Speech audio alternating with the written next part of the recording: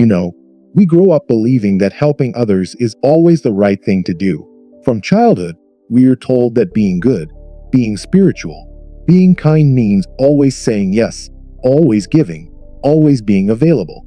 And if you hesitate, if you pause, if you dare to set a boundary, people call you selfish, unkind, or cold-hearted. But what if that entire idea is backwards? What if this constant need to help everyone, to fix everyone, to rescue everyone isn't love at all, but a way of interfering with the lessons life is trying to teach? Think about it.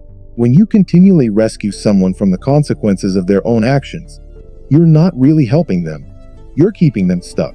You're standing between them and the wisdom that only comes through experience. Now, this doesn't mean we stop caring. It doesn't mean we become indifferent. The real question is not whether we should care, but how we care, and more importantly, who we choose to pour our energy into. Because some people will drain you dry, and no matter how much you give, it will never be enough. Let's start with the first type, the chronically lazy. There's a big difference between someone who's struggling and someone who has simply given up. The person who struggles will use your help as a stepping stone, but the lazy one will use it as a hammock. They've decided, consciously or not, that life is too difficult and someone else should carry their weight. The moment you step in, you become that someone else. You become the person they depend on, not because they can't do things, but because they've learned that someone always will. Nature doesn't reward that.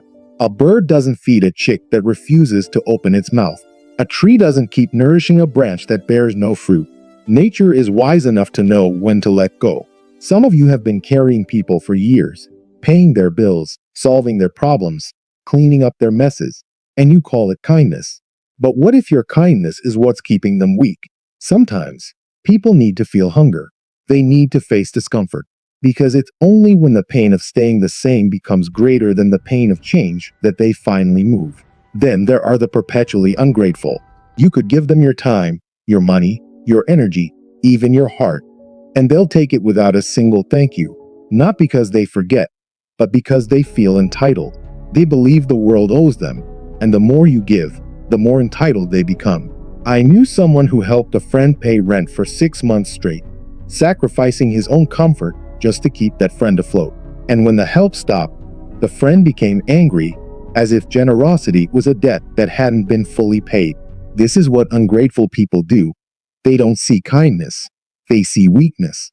No matter how much you pour into them, it will never be enough, because your efforts are falling into a bottomless pit that can never be filled. Next, we have the arrogant and self-righteous. These people don't want your help. They want your validation. They don't want truth. They want confirmation. And if you dare to challenge their beliefs, they'll reject you instantly. Pride masquerades as confidence, but in truth, it's fear. The fear of being wrong, the fear of being exposed.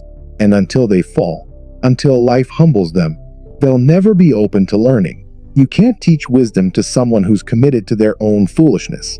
Even Jesus walked away from such people. He didn't beg them to listen. He said what needed to be said, and he moved on. Then there are the habitually wicked. Now, that word may sound harsh, but it's necessary. Some people aren't confused. They know exactly what they're doing, and they do it anyway. They lie, cheat, manipulate, and harm others without a shred of remorse. When you help a person like that, you're not helping, you're enabling, you're funding their destruction. And if you keep doing it, you're not being compassionate. You're becoming complicit. Every wisdom tradition warns against supporting those who do evil, not out of cruelty, but out of recognition that some people must face the darkness they've chosen. Then we meet the incurably foolish. These are not people who lack intelligence. They lack willingness to learn. They make the same mistakes again and again, ignoring every piece of advice you offer. The fool will always have a crisis, and you'll always feel the urge to help. But look closely. This isn't their first crisis. You help them, they recover, and then they go right back to the same pattern. When you keep rescuing them, you're shielding them from the very consequences that could teach them what they need to learn. Life can't do its job if you keep interrupting the lesson. Now let's talk about the master manipulator, the most dangerous type of all. They don't take by force. They make you want to give. They understand how empathy works. They play on guilt, pity, and obligation.